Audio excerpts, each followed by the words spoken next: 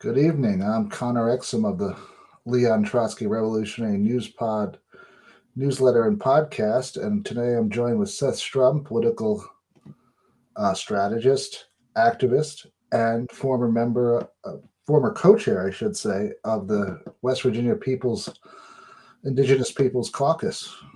Hi, Seth. Hey, Connor, how are you? I'm good. How are you? I'm doing all right. So today's topic is going to be small town politics, the ups, the downs, the interesting little foibles of it all.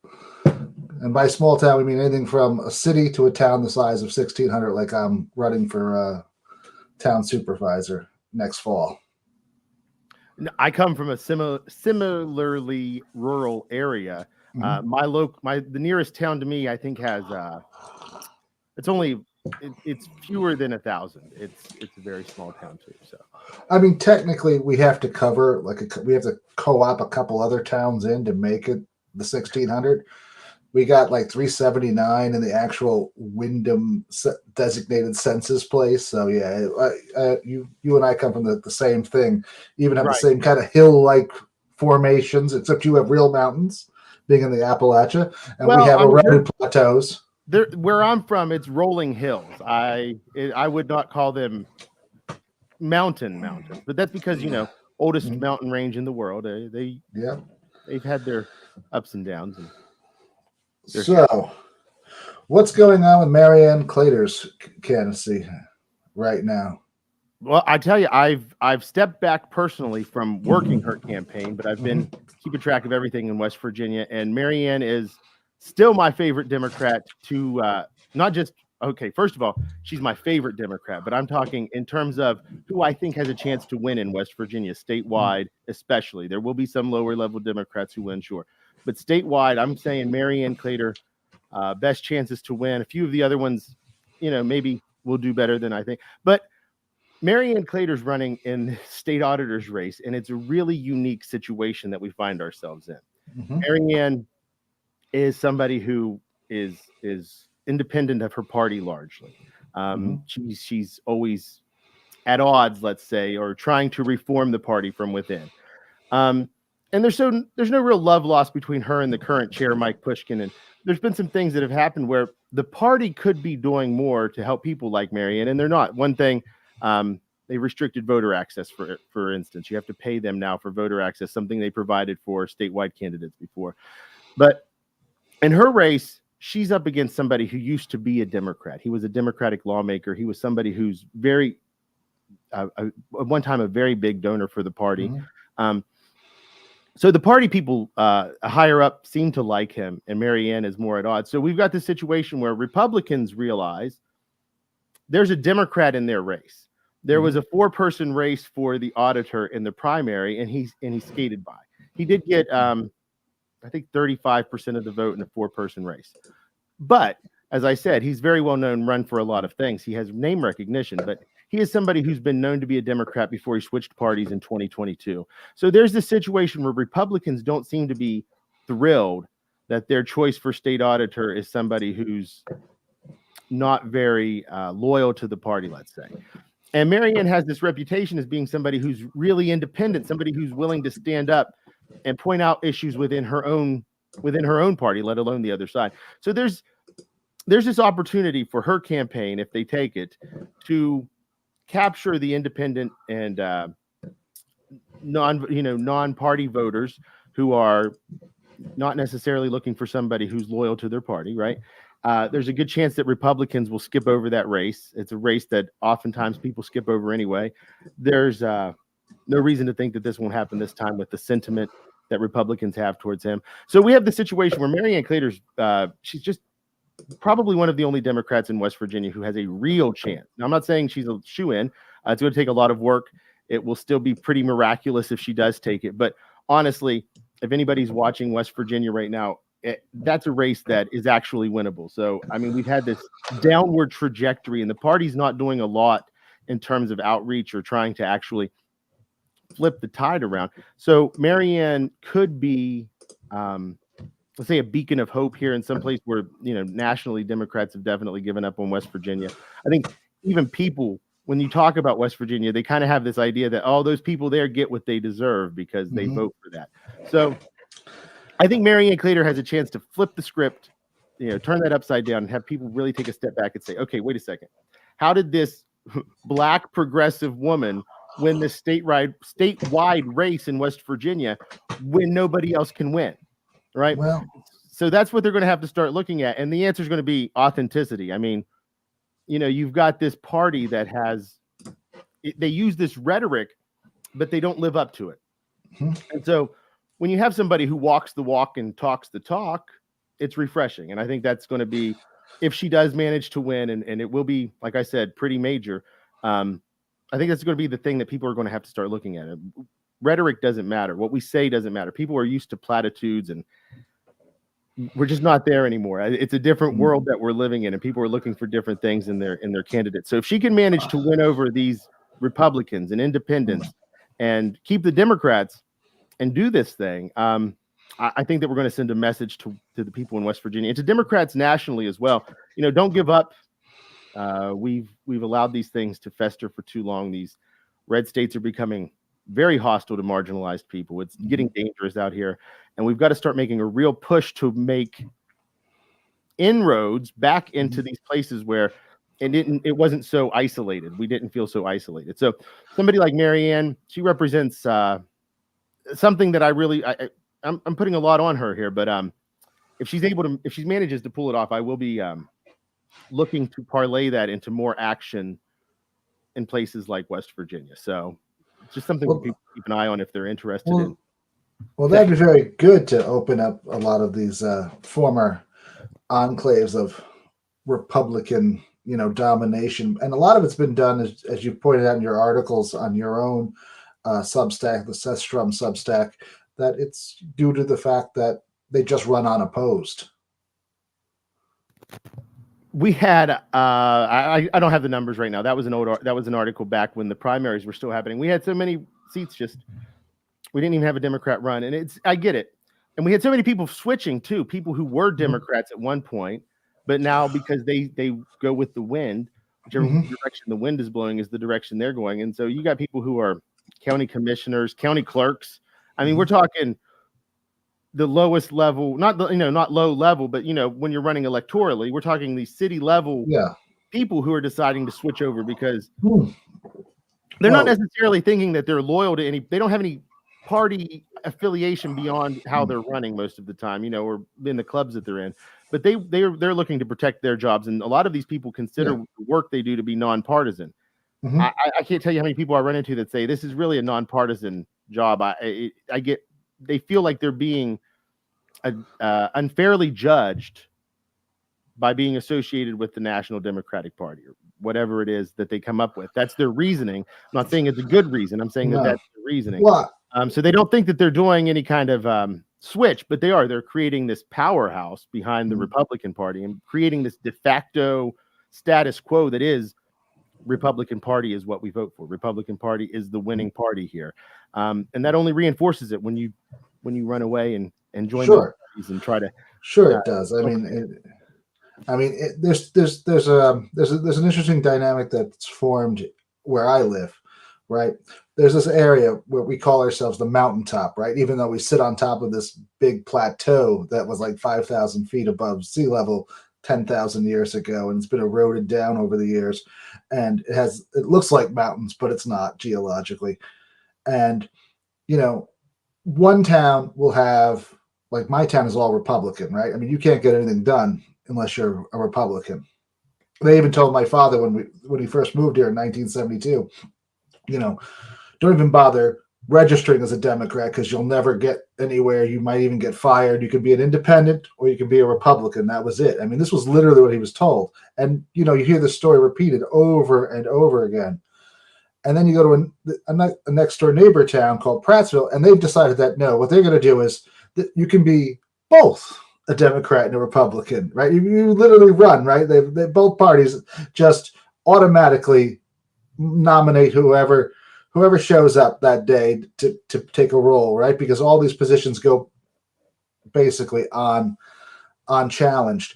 And there's only one little town that's really two towns put together, Hunter and Townersville, and they have a strong Democratic Party and they have a strong Republican Party, and they actually have, you know, bipartisanship there. I mean, and the parties really do have differences, and you know, I see that happening over and over and over again. These little oligarchies that are forming around these groups of either Republican or Democrat, or you know, or the we don't have to choose. You can be either one and vote for us, just as long as you vote for whoever we throw up. And it, you know, it benefits these towns to have competition, to have new ideas, and we need more of it, not less of it in this case. Which has always amazed me is that, you know, for people that say they love competition and everything like economics, and who want competition in like their kids not having, you know, participation awards.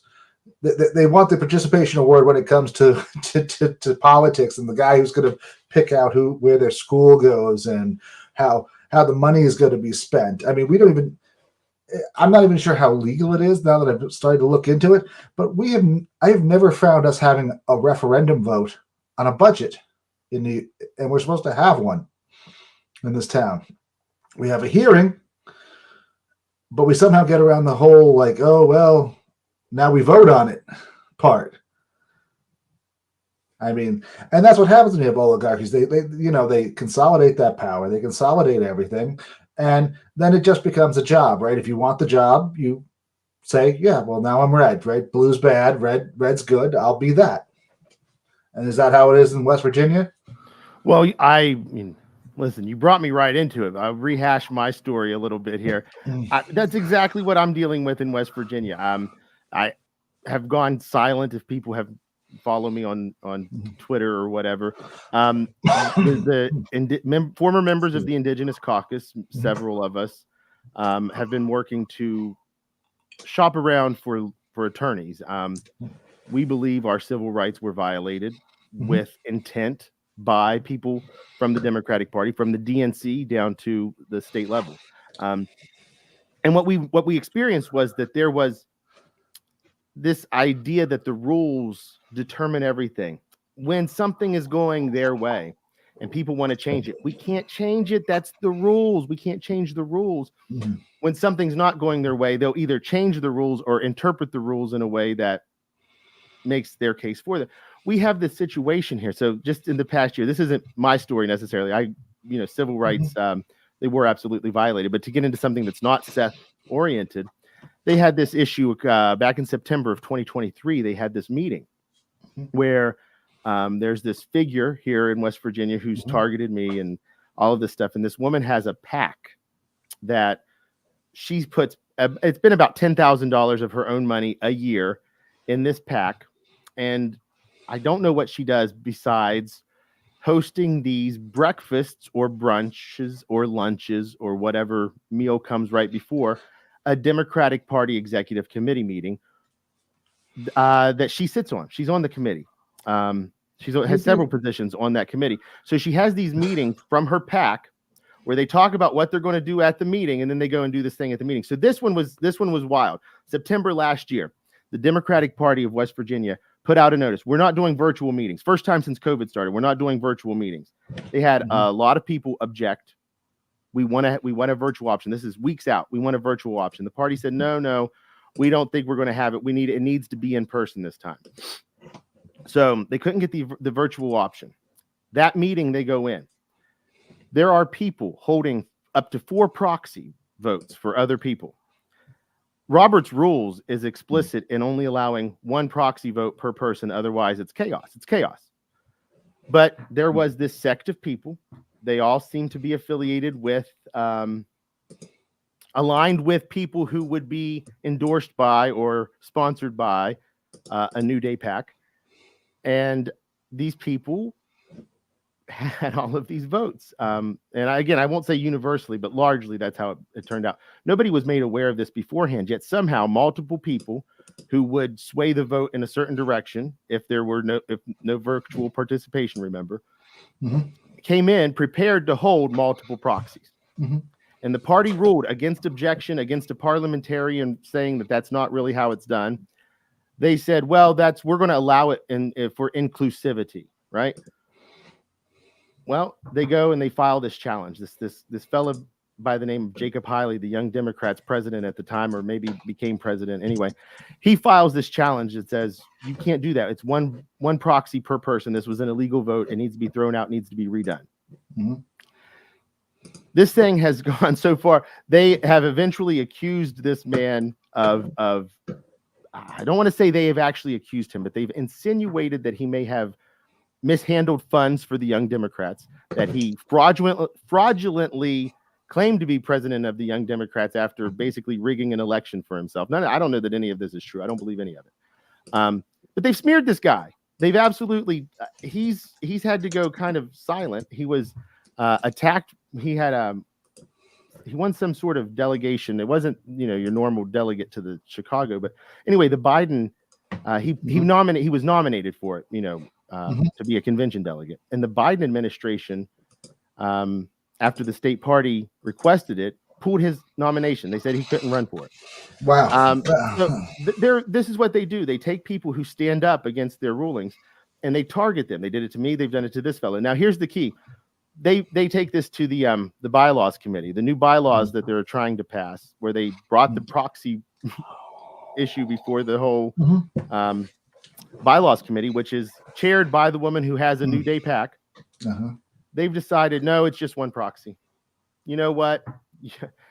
It's just one proxy. So they've done all of this. They said the rules say you can do as many proxies, and then whenever it's time to write a new rule, well, we're going to only do one proxy. So there's this double standard. It is like you're saying. So this oligarchy idea, the rules are made to keep people from coming into the system rather than keeping the system pure. It's not, if they would enforce their rules equally, we would have a different outcome. And the same thing holds true for the DNC. We have these issues here in West Virginia, and they ruled. So since I've talked to you last, I got a ruling from the DNC regarding our challenges. This is why we're preparing a lawsuit. And still, the DNC will not address the core issues of why the Indigenous Caucus in West Virginia disbanded. We claimed civil rights, that our civil rights were being violated and there were targeted racism. And they said that, they're not going to hear the case. So this is a structural, systemic problem that marginalizes voices of people who don't have a lot of power. They've created this mechanism. The whole mechanism for an Indigenous caucus was concocted so that people who didn't normally have access to getting into these party structures or the networks necessarily would have access. We would have a voice. We would have a representation within the party always. And here we are, and we've been sidelined, marginalized, attacked. It's been absolutely insanity. So the idea that it's an oligarchy, that's a perfect explanation, because what we're dealing with here is the people who are in control can do anything they want with impunity. And those of us who try to use those same rules that they use against us, we are vilified. We're slammed.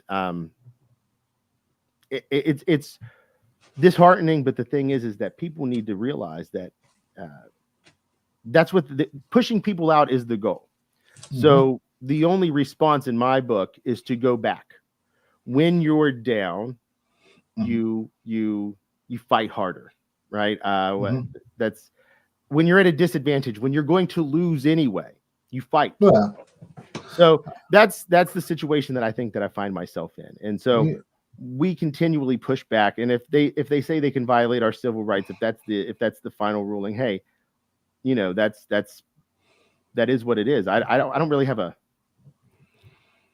Well, I mean, I don't know how to take it. It's just one of those things where this is not just my problem. It's a problem for so many people. And so I feel like what happens here helps or hurts other people in a similar situation, where however this thing goes. So, I mean, it's not the biggest deal in the world by any means. I mean, so what if we get an Indigenous caucus for the Democrats in West Virginia? Largely, that probably doesn't matter in the grand scheme of things. I don't know about that. I mean, always a little bit, but it's not going to be make or break. They don't even listen to us. When we did exist, they didn't listen to us. So all things considered, it's not going to be the thing that saves democracy by any means, but it does speak to this performative nature of the Democrats' support for social justice, racial justice, equity, all of these buzzwords that they claim they're for, we're not seeing it in action. And so that goes back to my earlier point about the rhetoric versus the actions that we're taking. So again, we got to get past that. People see what's happening, and eventually when the chips fall into place, we're going to be left in the same situation. So I don't see the benefit of lying to. It's the everyone loves saying gaslighting now. So let me say that they love to gaslight us and tell us how great things are, but we're just not experiencing it. No, I mean, and that's the problem, that disconnect between what is actually happening and what is happening is why the Democrats can't get any votes in a lot of places. I agree with that. I really do. I mean, the one true thing about the Republicans is that, yeah, they tell you they're not going to do anything for you. They mean it. They're really not. They hold that one up, that part up. And the thing that gets me is the way that they respond to people who want more. We live in a system where we're allowed to speak up. We're allowed to fight for the things that we believe in. But they're not even just talking about Palestine right now, but that's the major focus. But I mean, any issue that they don't want to be an issue, they marginalize the people who are talking about it. And you're seeing it happening right now with the Palestinian protesters. My goodness, they couldn't make it more obvious. They don't care about the issues. They just say Trump is going to be worse, which okay, worse than terrible is still not great. I don't understand the logic. We're not talking about the issue of Gaza. We're talking about the response to it and who's going to be worse. The framing's all wrong. The conversation's all wrong, and we're just not in a strong place as a people. We got to get our head on right, and we've got to be willing to tackle these issues. I'll tell you, this is what I've decided. The issue to me with the Palestinian protesters, everyone wants to make it out to be something happening right now. They're doing something to impact Kamala Harris. I'll say this: I would prefer Kamala Harris win to Trump. Okay. Oh, I know it's awful. That's true. That's a true statement. The thing is, I don't want anyone to stop protesting Kamala Harris. We can't allow people to let this issue become a silent issue. Let it become something that becomes toxic, to where people speak up on it. They're pushed aside. They're treated as somebody who's not to be taken seriously. That's a serious danger right now. It is. So I don't know how to respond to it other than to say, okay, I'll vote for Kamala Harris. Oh, well, I won't. I'm in West Virginia. My vote doesn't count, so don't count me in. But I support Kamala Harris over Donald Trump, if that's what you want to hear. But I also support unequivocally the rights of Palestinians. And so my question is this: what do we do once Kamala Harris is inaugurated, if that's your goal, to make sure that that's still an issue that's front and center, and that we can actually affect change? Bernie Sanders said we can affect change with Democrats. So my question is, how do they want us to do that? You telling us protesting is not a good way. We can't say we're not going to vote for your person. So you tell me, how do we advocate for it in a way that I guess you don't donate money. Exactly. So that's the point. We've got to have some sort of organizational activism, civil disobedience, all of these things and probably at the table. To be completely honest, probably not donating money will hurt them even more than everything else. If you just shift all your money somewhere else, I mean, that's it. I mean, hard to run a campaign, even with billionaires. They max out after a while, and they only can run super PACs. And that's exactly right. Kamala Harris raised a lot of money on her first day fundraising. Oh my God! Because people were sending small donations. That's exactly right. So that's the point. We've got to find ways, mechanisms in which to engage people in power in a meaningful way. They want to shut down every single option that we have. So let's inundate them with action. I don't know how else to say it. We've got to be mobilized against whoever wins, not against. It depends how you want to frame it, engaging with, whatever you want to say. But the goal is to put those things front and center still. I think you are going to be against whoever wins if you're standing for no genocide in Gaza, because of the amount of money AIPAC has stuck into the Democratic Party right now. I mean, Cory Bush, Jamal Bowman, they're all out. And that was AIPAC money. Right, and people act like that's a reflect. I mean, these races are. I can't put it into words. The money that comes pouring into it, like we all have this notion that it's bad, but it really is. It's what it can be a deciding factor, even with people who are pretty well known. Yeah. It's insidious the way that these things can sneak in there, and And the way that dark money can impact. Like, okay, just to kind of switch back to local politics again, even in these local circles, this new day pack that I talk about, mhm. I'm just so confused about where the line is drawn from somebody who's serving on a committee, a political party committees. Like these, there are laws governing what happens with a political party executive committee. And Yeah. we have somebody serving on it that's manipulating it using money from we don't know where. It's they've got their funding on there, but listen, this person used to GoFundMe to take their trips to be delegate to the DNC.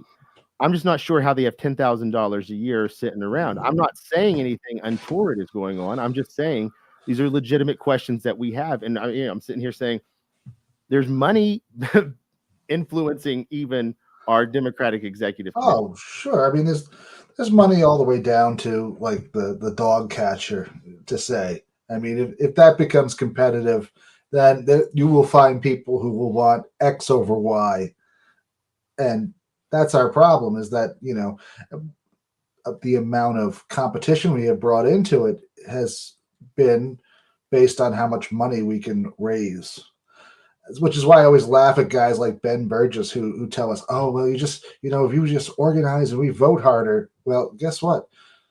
It's hard to organize a lot of people without money. You can't get your message out without money. It's impossible. I mean, I'm going to be honest with you. I've run campaigns like that. It's not really doable. You have to have somebody who can get a lot of eyeballs if you're not going to have money. And I mean, The oh, that's the only way, because money does equal eyeballs. I can get yeah. I can get the best data, right? Mhm. I can go buy a list right now of consumer data, voter data. There's no restrictions in West Virginia, really, besides federal ones. I could take that list, granular, detailed, and I can run everybody the most specific ad that I wanted to run. If I had the money, the time, actually, if I just had the money, because then I could outsource it. I don't need the time. Yeah. I could tell you what I need, what ads, what the copy would be, what the message is going to be, who it's for, and I could get this flood out there and get this message out there. The only thing stopping me is money. And it's easy. It's somebody like me who's a political consultant. As somebody, I'm not well connected beyond my business. It's easy. It's easy. The only thing stopping you is money. So these people who have all of this money, they can influence things in ways that you can't. You're not even realizing that you've been impacted. It doesn't look like you've been targeted. They kind of let the cat out of the bag a little bit with Trump's recent brush with death, when they were able to say, no, there's 4 guys on this block that are definitely voting for us, and there are 8 guys over here that are voting for us, and this guy doesn't fall in anywhere, and this guy does. I mean, and he's had a gun since his father has bought a gun and bought a Trump sticker on day 2 of this campaign season, and that's really what money gets you, that kind of detailed understanding of the electorate. Right. Like I said, I mean, the lists that I get, I have 1,600 data points on every single person that I pull. 1,600. 1,600 data points, and it's very accurate. I mean, What do you have? Like their last Amazon purchase up to what TV show they watched 2 nights ago? Pretty much. There are so many I'd have to go look, but you could see if they're a dog owner, a cat owner. Do they have a septic tank? Are they a homeowner? Are they a renter? I mean, lots of data. What you're saying, it's not entirely. Do they like TV? Do they watch more than such and such TV? It's probably a category. I'd have to go check. Of course it is. They've been monitoring that for years, where to put their. Well, I mean, that's where you want to put your TV ad, right? I mean, are they streaming or are they cable? Right. Do they watch more Fox? Do they watch more CNN? Do they do this, and what shows are more likely to happen? And you're right. It's all about money, big money, and that's kind of funny because when you hear someone say, "Well, we're just going to have to get out the vote," well, you can knock on 1,000 doors But if you don't knock on a thousand right doors, you've just wasted all that time and effort. Well, I'm telling you too. I mean, even organizing volunteers takes a little bit of money. I mean, Oh, sure it does. and there's just it's so difficult to get your message out there. You have to have people enthusiastic about you. A lot of these people, though, you don't need enthusiasm. All you need is to be able to pay people to knock on doors. It's legal. If you've got campaign money, you can just get people on Craigslist or through internet ads, whatever. You can go down flyers. Hey, we're going to pay you X amount of money to do door knocking for the day, and they don't even have to be a supporter. So you can build up this look of a grassroots movement. Bloomberg 2020, although it kind of backfired on him because everyone got upset, and some of them were reported to have said that they went out there and sabotaged him, like, don't vote for Bloomberg.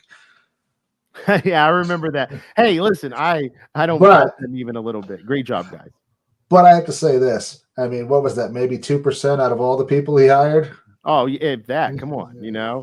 I mean, most people, if you're going to pay them, they're just going to do whatever you tell them because they don't care.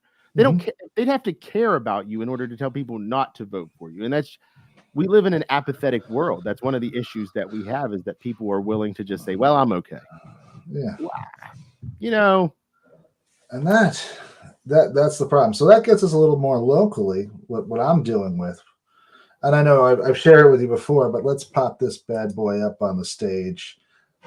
This little essay, this little unique article that was written. So for people that don't know, a big controversy in Windham, and part of the reason why I'm running for town supervisor, is that we have absolutely no transparency, and we never have. And they want to take away this park area that we call the path, and they want to put a little league field on it, even though we have all these other resources in the town and in the region that we could use for free or for very low cost. They would rather build a whole new sports complex, which, from my research, is going to start skyrocketing in price, well over $2 million to begin with. So they recently wrote an article about how, what our goals are, right? We've asked repeatedly for a committee, right? Could we have a citizens committee? Here you go. Here's actually the law from the town manual for New York State. And as you can read, it's kind of a joke. I mean, you can set up these town committees. You don't have to listen to them. You don't have to take them seriously. You don't have to do anything. But, it gives people at least a sense that there's transparency. And we're just getting so much pushback. In fact, at 6:30 tonight, I'm going to a town hall meeting, and I'm going to start pushing with this stuff and see what happens. Normally, the meetings get adjourned as soon as something is not like copacetic. The town supervisor says, I call for adjournment, and then everyone's like, second, motion passed, and then it's like over. And so we have this I'll go back to the article written by our friend Mike Ryan of the local paper, and he doesn't like to ask questions. He just sits at these meetings, not asking questions, not saying anything. And even this article is just basically a cut and paste of what a letter the Preserve the Path group sent to him, which is what I'm part of, and he writes all these weird things in it. Like, he never mentions that the name of the group is called Preserve the Path. He just says the group like 3 or 4 times. And then he says the group has no idea, has never told what the committee wants. And then like 4 paragraphs down this, the group says, we want a committee that will join with Little League and the town supervisor and find an equitable solution in however long it takes. So, I mean, what do you want? Do you want like the actual makeup? Well, we'll have two from this group, and we'll have 1 from this group, and we'll have 2 from this group, and we can make the committee of 5 groups so that there's no stalemate vote. And I mean, I don't know. And I sent him an email today, this email, which is right here. And he sends this bizarre, maybe it was this one. Yeah, he sends this bizarre response back to me, because I'd offered to talk to him about this committee, right? And he says, "Oh, I didn't know you were authorized to speak on behalf of the group. We're not like some Stalinistic group where, no one can speak. Anyone can speak." And I don't know. I mean, have you ever dealt with anything so strange as that from journalists before? Yeah, I've definitely dealt with some journalists before, but I want to comment on that because like say what you're this to me is exactly the thing that's happened to me actually is so they're trying to kill you with specificity when nobody's put a plan forward. Okay, so we had this affirmative action plan. Mhm. Black and Indigenous Caucus members were not allowed to be on the committee within the affirmative action committee that actually wrote the plan. We were only allowed 1 minute to debate whenever the plan was presented, any issues that we had with it. We had no input whatsoever, and we took particular umbrage to that. And so I wrote an email to the executive committee stating that the Indigenous Caucus did not approve of the affirmative action plan. We had no say in it. We considered it to be a disrespectful document, whatever it was. I get an email back from this member of the executive committee saying, well, what would you change? I said, I would change the process by which this was created and allow for Indigenous representation to be in on the hours-long conversation that took place when you're drafting it. So it's the same situation. They want to hyper focus on these other issues that aren't the core issue. We have a core issue here, which is disrespect. They're taking and saying, well, first of all, they're saying that you guys haven't had any kind of put forth any kind of discussion or plan, and then he's saying that you're not authorized to speak on the group. So, well, you're the one creating this idea, this narrative that nobody has an idea. Nobody knows what they want. They don't know what they want. A bunch of exactly. It's a targeted effort and low effort, honestly, but it works. This is the bad thing. This is the worst part. It works. These people can lie about you, tell a bald-faced lie to a room full of people, and so long as they have a good enough standing and they're willing to be that low, they'll believe them. And that's the problem. We've got to fight. We've got to figure out how to fight back against people who will just do the things that most normal people say. I don't feel comfortable doing that. I don't feel comfortable lying about somebody to smear them. I don't feel comfortable making up scenarios. It's not something that I like to do. But these people have no problem framing, spinning, putting forth their reality because they're pushing something. So my opinion, as somebody who doesn't know Michael Ryan, I've never talked to Michael Ryan, is that Michael Ryan is not an impartial journalist. He's somebody who's pushing an agenda.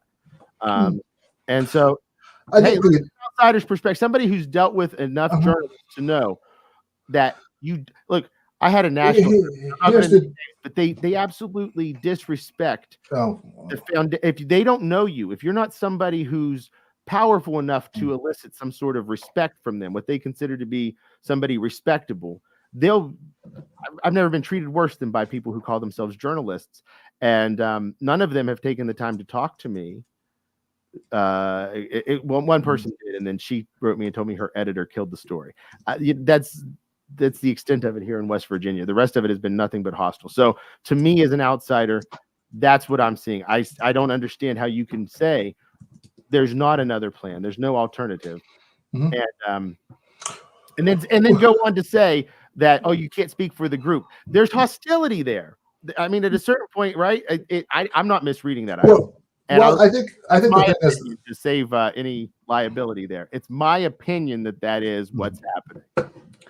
I think that's where we got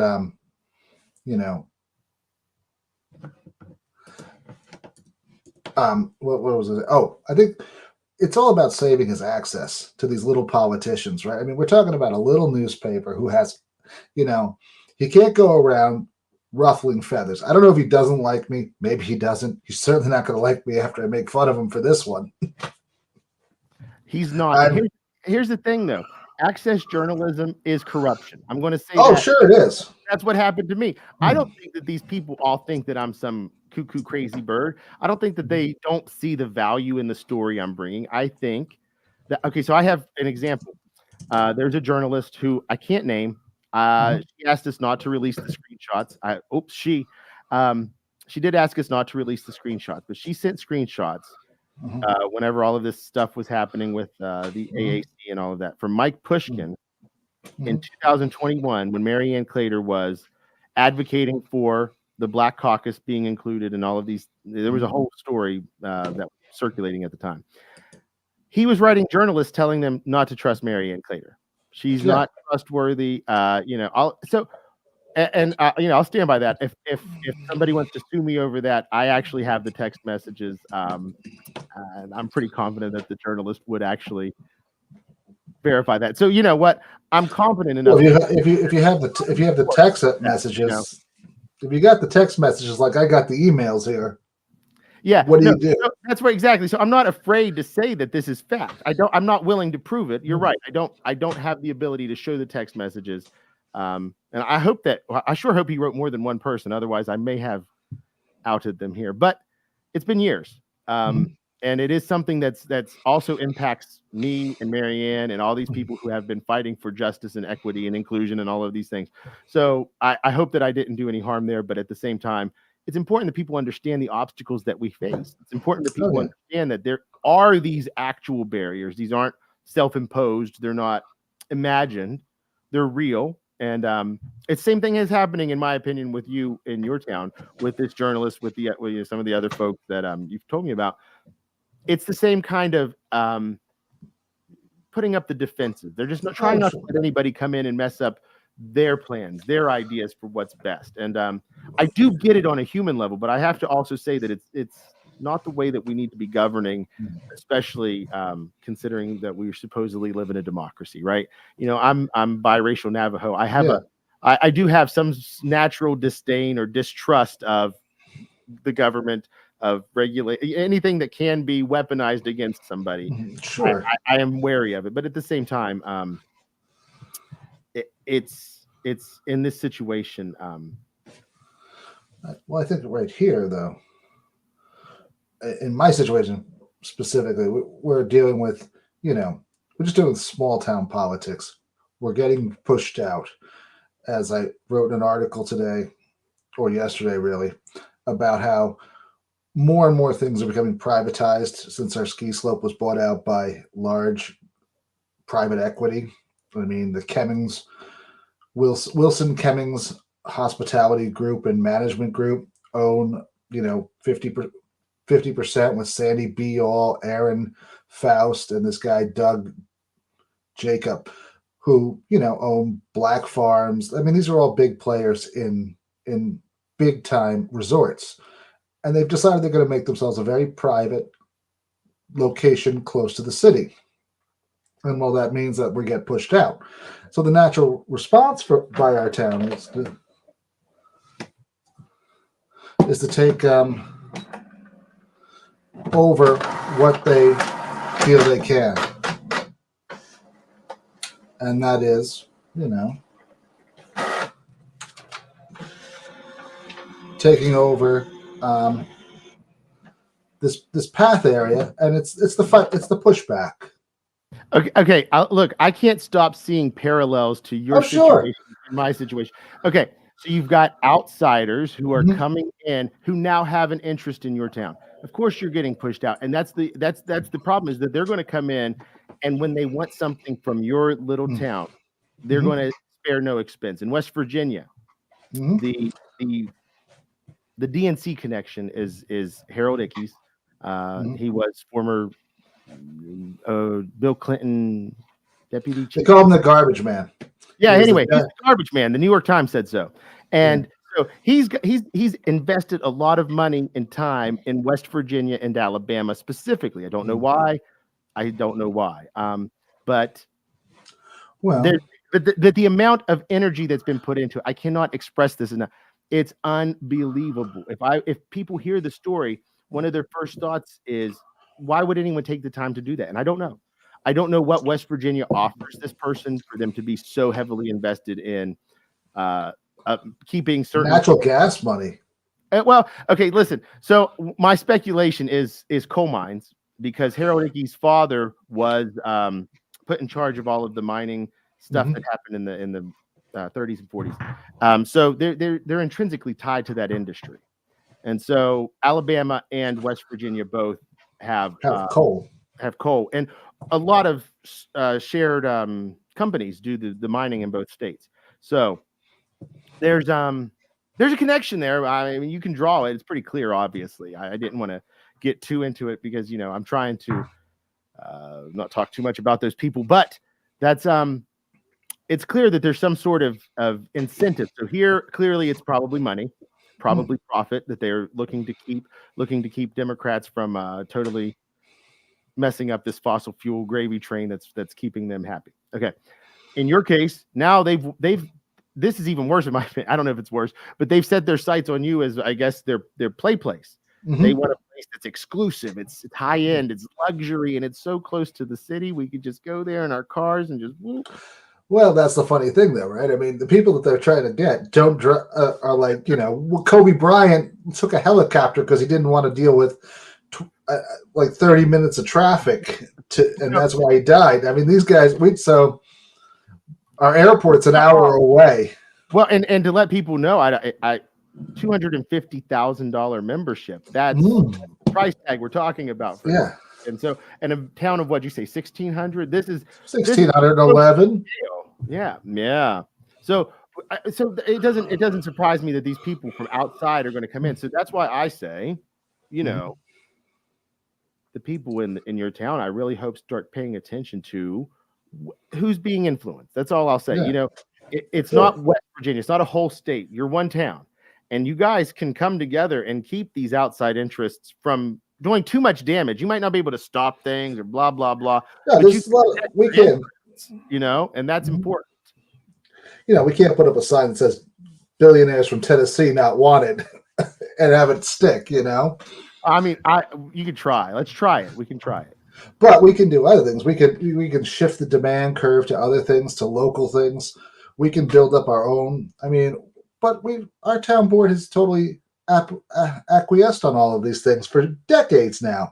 The mountain is the biggest employer, used to be. It still is, but they've pushed away a lot of the people that used to be employed, and now we have guest housing. We've got guest housing for guest workers. We're like a little Saudi Arabia. We're in the wintertime, you see more people from South America than you see anybody else working anywhere. And, I mean, I don't have a problem with that, but that just tells you that they're not going to say, stick around and create jobs for your town. They're going to go where the jobs are the cheapest, and they can get them up here and they can house them. And it becomes a company town kind of situation where, they're paying room and board. They're getting back 15, 20% of their paycheck. And it looks great to a guy from South America because, the exchange rate, maybe you live in Bolivia and your peso is like 2 million to $1 or some crazy thing like that. And you get, so even $15 an hour, right? Where I couldn't live on that in this town because rent is now $1,900 and above for a 1-bedroom apartment. Now you're like, yeah, that's great. I can live here pretty cheap for 6 months. I can save money. I can send it back and I can support my family. You can do all these wonderful things, but it doesn't help the town. It's like here in West Virginia when there's a natural gas boom, whenever prices are high and everybody's going crazy. It hasn't happened for a couple of years, but there's always so many people from Texas, Oklahoma, Arkansas. Every vehicle you see is from out of state, and you're sitting there saying, well, now wait a second. There's all of this money being made. There's all of this work being done, and I'm seeing people that I know who work in this industry not being hired. Well, maybe they have a job, but you see these people that usually the higher ups, especially, they're not pulling from this group of level workers. There's no real advancement opportunities, and these guys all have this notion that there could be, and I'm sure there is for some people, but that's just the way that they treat labor. I mean, it's and so there's got all these guys coming in from out of town. I'm sitting here looking, and I'm like, as soon as this is over, the reason they're not hiring everybody all at once is because it is a boom. They know it's temporary. These guys are from Oklahoma, Arkansas, Texas, and they're going to go back because it's temporary. So these people get these influx of money, influx of work. They think everything's great, but then these companies have no actual incentive or concern for their workers here, and you get this. Like I said, you get these booms and busts, and it's brutal. It's absolutely brutal for people, and you see it. And, it's not the same exactly with your tourist. It is kind of that separation where you're looking at this great thing supposedly, but you're saying, we're not necessarily benefiting. No. Why? I mean, We should be.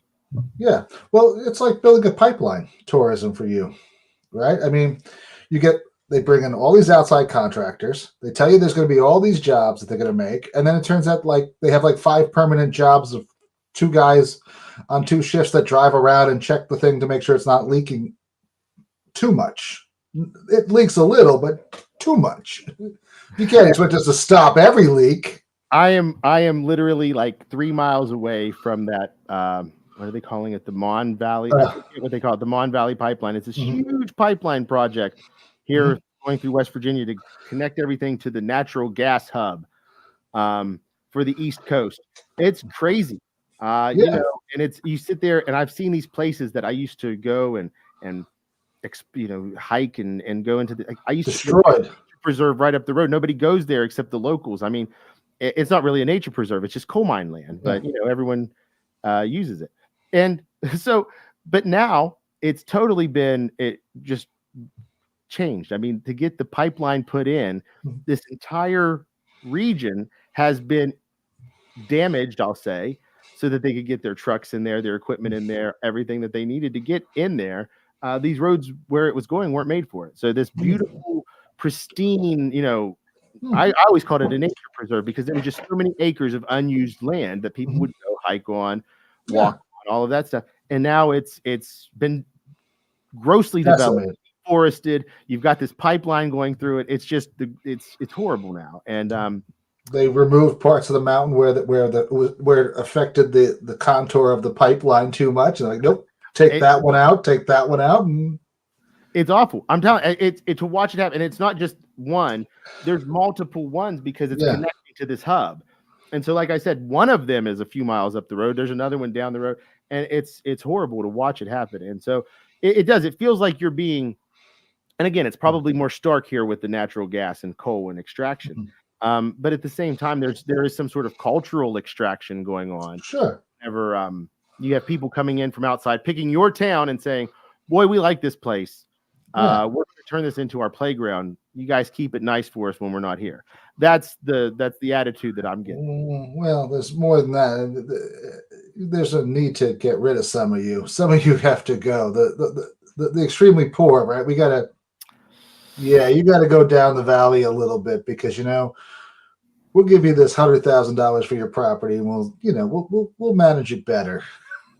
Yeah, no, yeah, okay, yeah, that's definitely worse. But well, I mean, that's how it works. That is, I had somebody in 2010 try to force their way to put up. This was when they were talking about the pipeline. They were getting all the right of ways done, and they approached my mother, and she called me and said, "There's this guy up here. I want you to come talk to him."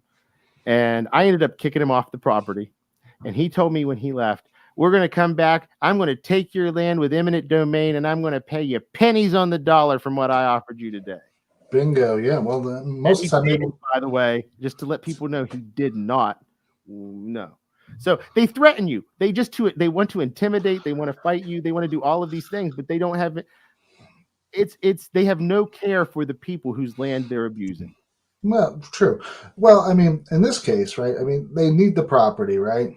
So they're willing to go a little higher for you, but they're always, I mean, they want you out of the town because they need that land to make their exclusive I mean, this club doesn't work if you're 10 miles away on the other side of town, because no one wants to be with that guy. That guy's no fun.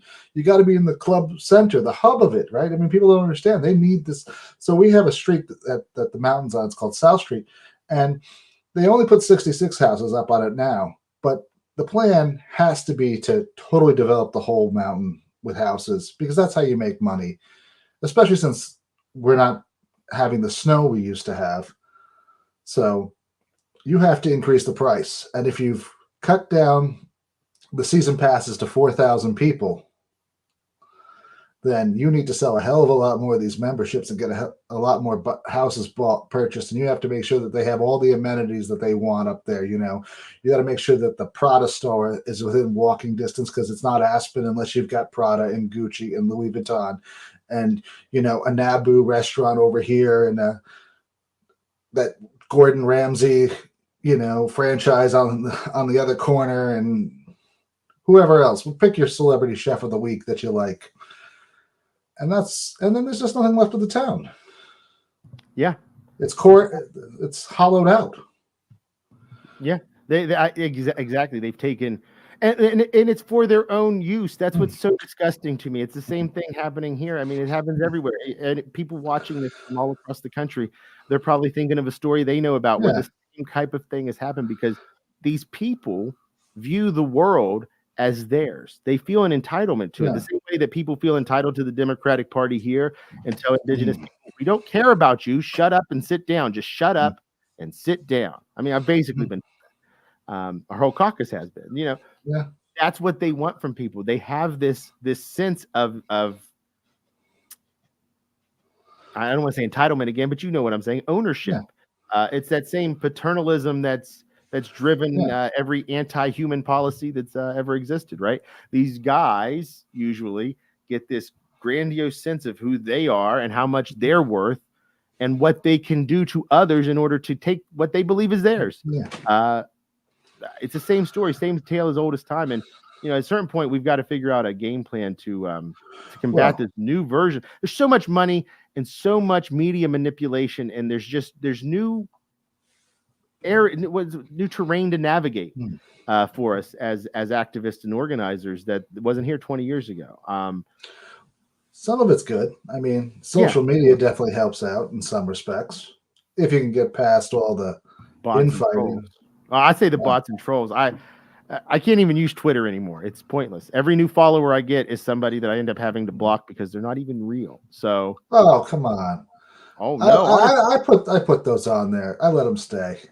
Well, okay.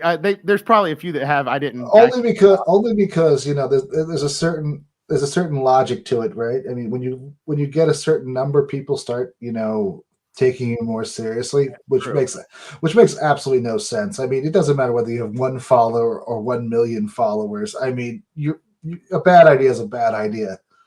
You just have 1 million people that are like, oh, that's a really bad idea, but I'll follow that guy anyway. Right. No, and like Elon Musk. Right. No, Elon Musk, and honestly, Twitter, I didn't start using it until about 2 years ago. And in that 2 years, it's become something that I don't even like using it anymore. Facebook to me has become it's pretty useful. So I gauge everything based on how far, I gauge the metric of everything because I run these campaigns. We got to measure this stuff, right? So 2016 Facebook was a tool. I'm telling you, that was a tool for people that wanted to run campaigns independently of anybody else. You could have, I'm telling you, for $1,000, we reached 250,000 people in the state of West Virginia. $1,000. That's impressive. At that time, it built off of itself. It seemed every like and reaction we got paid for, 3, 4 were coming. Maybe the post just did really well too. I can't say one or the other, but there was this doubling almost. These things would do gangbusters, right? And we would sit there and watch them and be like, this is great. Why are more people not doing this? In 2016, we had so many people saying, I saw you on Facebook. And we made history. Literally, Marianne Claytor became the first African-American to win a statewide contested primary in West Virginia. Facebook, social media, getting directly to the people, getting in front of them with our message without having anybody else tell us what we could say is how she won that race. And you don't have that now. We don't have that option now. $800. We've not run ads that much. I think in 2020 we ran an ad for $500, and I would be surprised. I don't think we even got to 10,000 people. If that tells you the difference. I mean, the cost per 1,000 way down. And so this was by design. They told everybody, Russian bots. Okay, there probably were some. There were troll farms. I'm sure of it. The answer wasn't to take everybody's ability to reach the people away. That was the bad approach. And so, again, they don't care. It makes them the same amount of money. The things are broken right now as it stands as a tool. So the tools used to be more useful. And I think that we should be advocating for some sort of legislation to prevent them from throttling them, to create some sort of transparency. But outraged about it at the very least, right? My big problem is that, ironically, they've created all these groups now, right? I mean, that's the real way you get, but there's there's no way to have any free speech in them. The guy says he doesn't like one statement you make, and out you go. And there you go. Now you've lost access to 4,000 or 5,000 people. When I was the chair of the Indigenous Caucus, Democratic Party official at that point, right? Mm-hmm. I got kicked out of a local Democratic Facebook group, and I said I only joined so that I could share the caucus links, the business that we're doing, invite, party stuff. And the moderator said, "I don't care. You're a troll, and I don't want you in here." Right. Never was able to share anything with that group. And all I wanted to do was let people in her county know, mm-hmm. Hey, there's an Indigenous caucus. So it's taking that from a higher level, putting the responsibility from Facebook onto those moderators. Yeah. And they don't care what happens after that, because now they've got this team of people. They're kicking people out. They'll send warnings to the group moderator. You better clean up your group because we're seeing violations now. And it's not a good way for people to have that public town hall that everyone used to talk about. We don't have it right now, as far as but I mean, they don't want it. I mean, they don't. I mean, you look at most groups, and what are they on Facebook? They're nothing but ads. I mean, that's all they really allow. They just allow. I mean, it's just one like selling this. Come, I do fences. So many of them are scams too. My local town had somebody that was selling farm fresh eggs and milk, and this woman posted about it today. I saw, because she got scammed. She sent them money and went to meet them, and they weren't there. They weren't even from our town. You know this, and it's just that's what's the internet's broken in a way that doesn't benefit people. But again, like you said, it is still a tool if you know how to use it. If you're targeted, you got people organizing on social media. It's definitely a tool to be in somebody's toolbox, but it's just not the tool that it was. It was something truly special there for a very short while. And it was a really broad tool that everyone could use. Now you got to be really connected to make it. Honestly, I would like to see the data on it. I believe that the internet has become mostly a tool for selling people things. It's been sure. I mean, nothing is just for the sake of doing it anymore. I mean, there used to be a level of artistry for people engaging online. I mean, we went out there whenever the internet first got started, and everybody, I don't remember what they were called. Somebody was going to know this right off the bat. You remember you'd make a profile. There was like a website where you'd go and you could make your own website on this website, and it would give you your own URL with a slash and whatever you wanted, and you could build your own little web page. You mean like the blogosphere? Yeah, it was like early blogs and stuff, and it's just like that was something that was an integral part of growing up for me, coming of age, and with the internet as well booming at that moment. And it seemed like something that was going to be this revolutionary tool. And now I don't feel the love for it anymore. Maybe I'm getting old, and that's just my cynicism. I don't know, but I do feel that there's a shift coming in the way that we engage with the internet. I do feel like we're going to start seeing changes. I don't think that we're going to see so many people online as long or as often as interactions become less meaningful. They've become less and less meaningful, and there's just no way to get around that. Whenever they limit the way that we can engage one another, I just think that's an inevitable outcome. So, sure, I'm looking to see what happens in the next few years, because again, I like to see how I can communicate with people. I like to get a message out to people. I always feel like I have something to say. No one, you can choose to listen or not. But reaching people is important in my line of work. And I just really feel that something's shifting in the internet, and I'm not feeling it as much as I once was. Well, it's getting more insulated, I mean, people are insulating themselves in those little cocoons of their safe zone where they, have only people with the same thoughts and only people with the same ideas.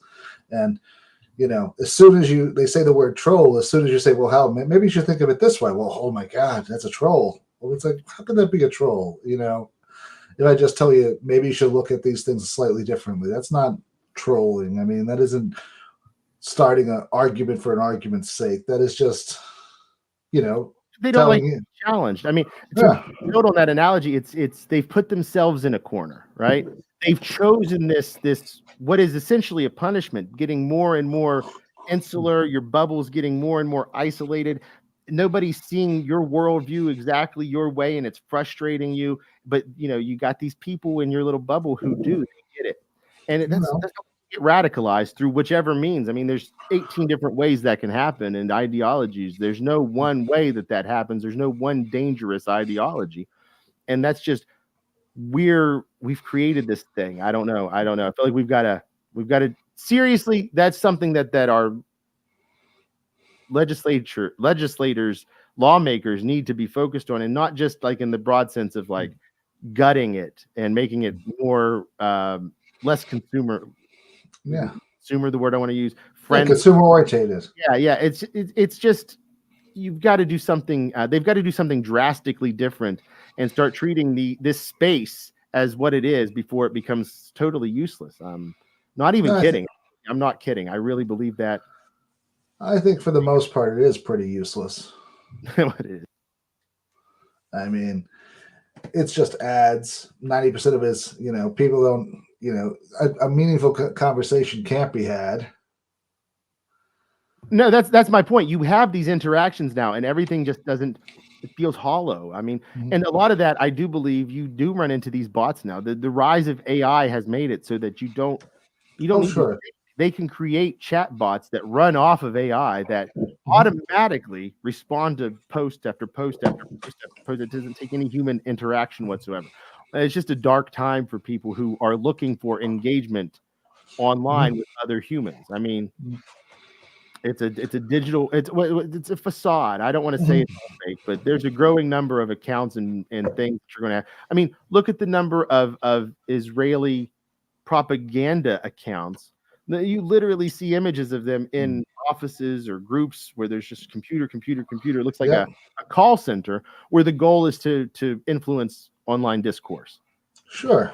We've got a problem here, So. We do, and we've had it for a long time. Luckily, I don't think that'll be a problem. If that comes to Windham in this supervisor race, we know we have a real problem, right? Yeah. I mean that's like Mooseport, right? The movie. Remember the old movie? I do remember that movie. But you raise a great point here, and that's actually really important, I think. So we're talking about these big, grand system problems, but when you get down to something like town supervisor, you have a lot more opportunity to influence people one-on-one, and that matter. If you influence 40 people, you could sway your race. Just getting the right 40 people, right? So, but it'll be interesting to see if I push too hard on, icing out the billionaires, how much they'll push back. I'm kind of curious. Well, the billionaires will push back, but here's the key: is that, and I think that people are going to agree with you in terms of principle. It's convincing people to stand with you, though. That's the key. Yeah. A united force, a united front, really is powerful. There is something to be said for just psychology and everything else, even an opponent like a billionaire. I don't know. The answer, though, it's like you said. I think at a certain point you're going to have to accept the fact that they're probably coming. But the answer, they're here. You're definitely right. That's not so. You need to let people know. I'm not fighting that aspect, right? No, I'm saying empower the citizens of this town to get what's ours, to make sure we lose nothing in this deal. That's the key. Because I think people agree with that. I really do. Yeah, I do. I hope they do. I mean, we're going to lose some of it, but we have to build something completely new that they can't touch, that they can't affect. But then we come into a big resource problem, because if my plans work, then that land is taken up that they need with like sunflowers, and we make highly profitable organic oil for a town cooperative, and then they can't put more houses, and then their plans are all in the toilet. But that's the whole point, right? Compromise. Yeah. Are the billionaires never supposed to lose anything? Really? Well, no, but I'm just saying, but that's how hard they'll fight back. No, I agree with you. They're going to fight back, and it's realistically, how much of that are you going to get? It's a give and take, but you've got to have somebody fiercely fighting for the people of your town and their interests.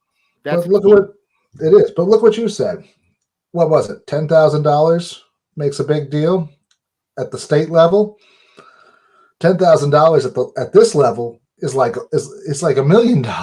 I mean, well, they can buy so many ads at $50 a week, a month, in all of our newspapers. That we should definitely talk about that. I don't have access to New York data, so I'm no threat to anybody up there.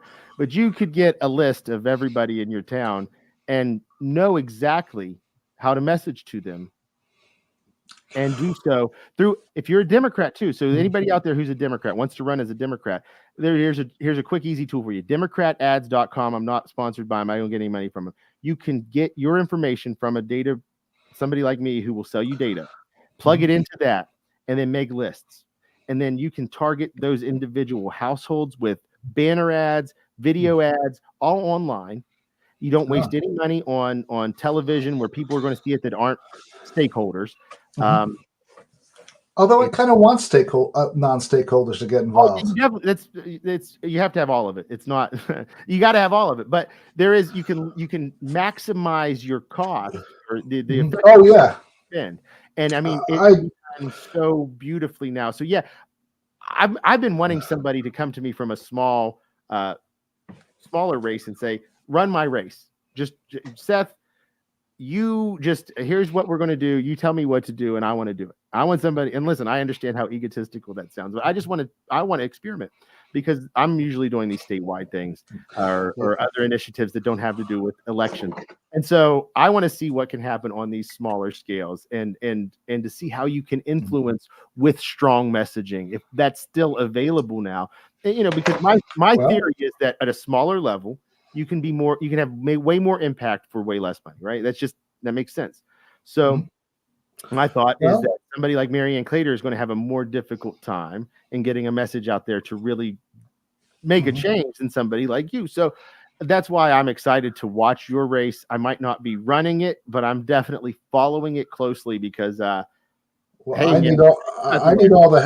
to be honest, I need all the help I can get. So, well, hey, count me in. Anytime. Yeah.